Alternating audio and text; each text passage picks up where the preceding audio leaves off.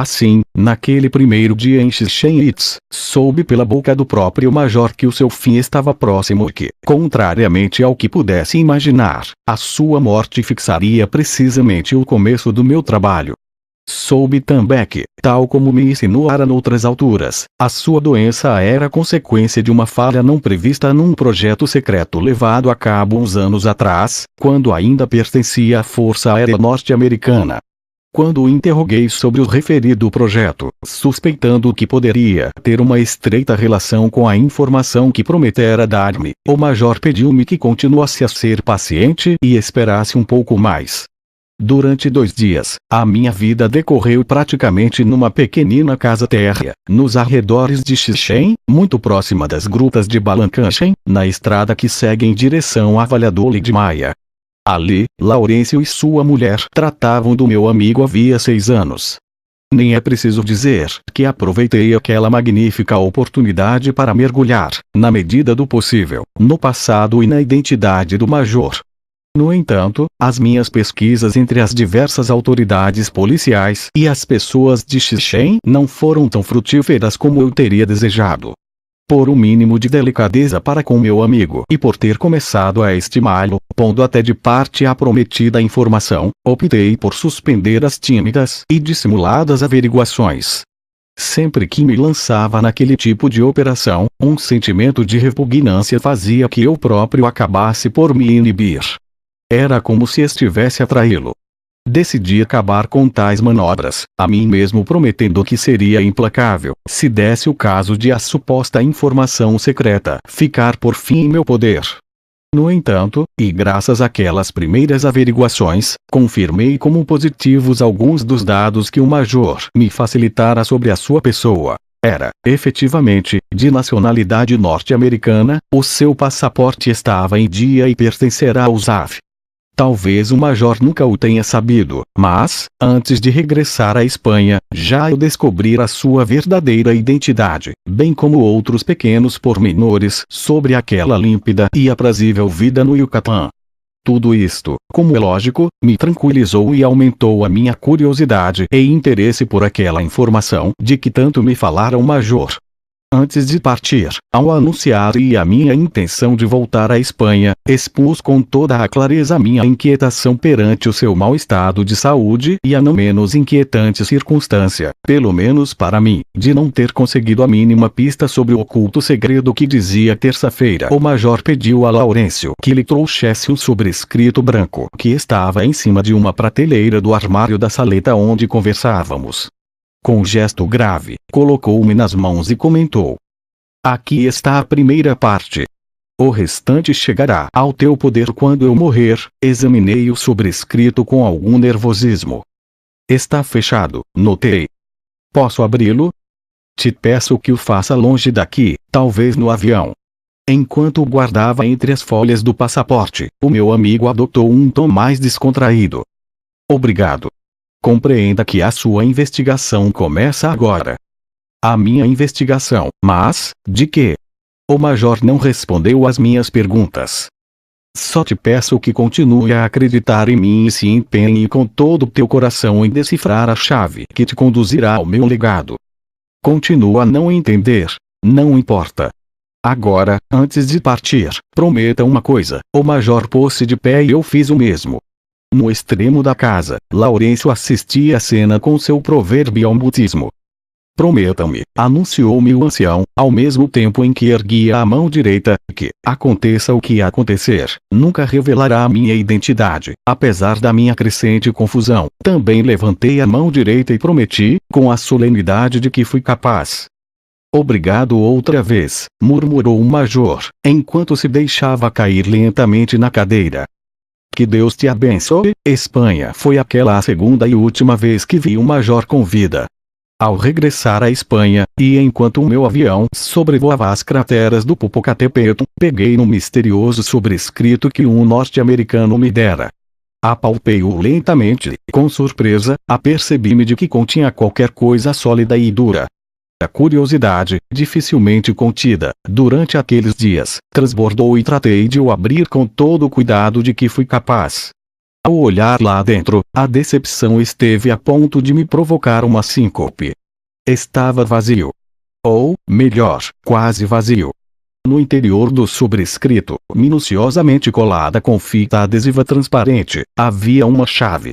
Arranquei-a, sem poder conter o meu desencanto, e passei-a de uma mão para a outra, sem saber que pensar. Tentei tranquilizar-me a mim próprio, iludindo-me com as ideias mais disparatadas. Porém, a verdade nua e fria continuava ali na minha frente, na forma de chave. Para cúmulo, aquela peça de uns escassos 4 centímetros de comprimento não apresentava um só sinal ou inscrição que permitisse identificá-la. Tinha sido usada, isso era evidente. Mas, onde?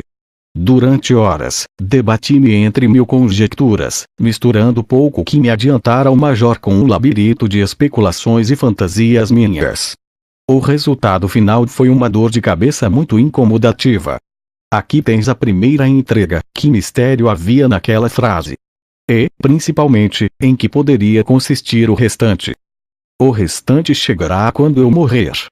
A única coisa clara, ou medianamente clara, em toda aquela embrulhada era que a informação em questão, ou o que quer que fosse, de algum modo tinha de estar relacionada com aquela chave. Mas em que?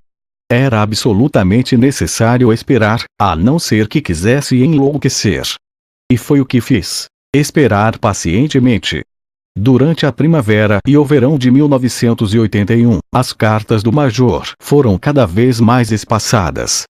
Finalmente, pelo mês de julho, e com natural alarme da minha parte, o fiel Laurêncio foi o encarregado de responder às minhas cartas. O Major, dizia-me, numa das últimas cartas, caiu num profundo estado de prostração. Mal consegue falar, aquelas palavras anunciavam um rápido e fatal desenlace. Mentalmente, preparei-me para uma nova e última viagem a Yucatán. Mais que o meu inegável e forte interesse, chamemos-lhe jornalístico, prevalecia, graças a Deus, um arraigado afeto por aquele ancião prematuro. Bem sabe Deus quanto teria desejado estar junto dele no momento da sua morte. Porém, o destino reservava-me outro papel nesta desconcertante história. Foi casualidade.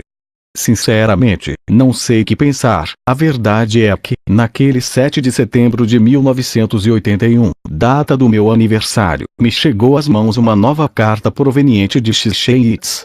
Em algumas frases lacônicas, Laurêncio anunciava-me o seguinte: assumo o doloroso dever de ir comunicar que um nosso comum irmão, o Major, faleceu no dia 28 de agosto.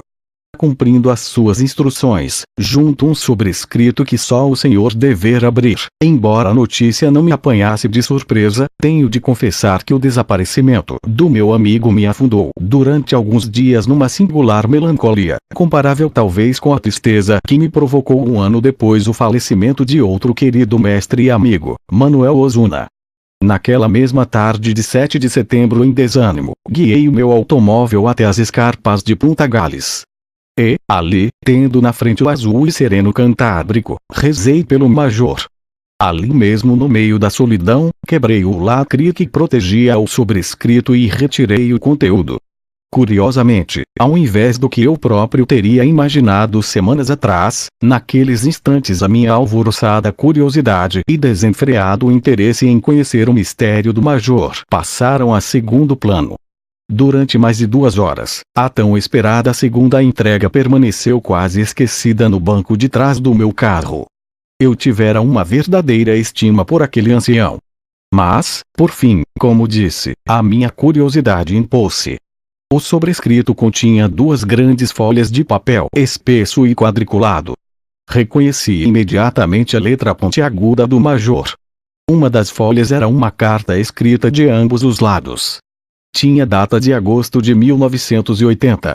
Aquilo significava, por pura dedução, que o Major tomara a decisão de me confiar o seu segredo pouco depois do meu primeiro encontro com ele, ocorrido em 18 de abril de 1980. A carta, que vinha assinada com os seus nomes e apelidos, era na realidade uma última recomendação para que eu procurasse manter-me no caminho da honradez e do amor pelos meus semelhantes. No último parágrafo, e quase de passagem, o major referia-se à famosa segunda entrega, explicando-me que para chegar à informação que tanto desejava, teria primeiro de decifrar a chave que juntava em folha à parte. Por último, e com rude, mas evidente sublinhado, rogava-me que fizesse bom uso da referida informação. O meu desejo é que com ela possas levar um pouco mais de paz a quantos, como tu e como eu, estamos empenhados na procura da verdade. O segundo papel, igualmente manuscrito pelo major, apresentava um total de 5 frases, em inglês, que à primeira vista pareciam absurdas e incongruentes. Eis a tradução. A sentinela que vela diante do túmulo te revelará o ritual de Arlington. Chave e ritual conduzem a Benjamin. Abre os olhos perante John Fitzgerald Kennedy. O irmão dorme em 44, W. A sombra da Nes Pereira cobre-o pelo entardecer. Passado e futuro são meu legado. Mais uma vez, o major parecia divertir-se com aquele jogo. Mas se trataria de um jogo? 1000 vezes me perguntei a razão de tantos rodeios e precauções. Se o meu amigo tinha morrido, lógico seria que me facilitasse aquela informação difícil, sem necessidade de mais complicações. Mas as coisas eram como eram, eu tinha como única escolha o desemaranhar daquela meada cada vez mais enredada. Como o leitor supor, passei horas com os 5 sentidos concentrados naquelas frases. Estive tentado a chamar alguns dos meus amigos, em busca de auxílio. Mas contive-me. Me veria forçado a dar-lhes os antecedentes de tão longa e inacreditável história e, principalmente, conforme foi passando o tempo, longe de me desanimar, aceitei a questão como um desafio pessoal.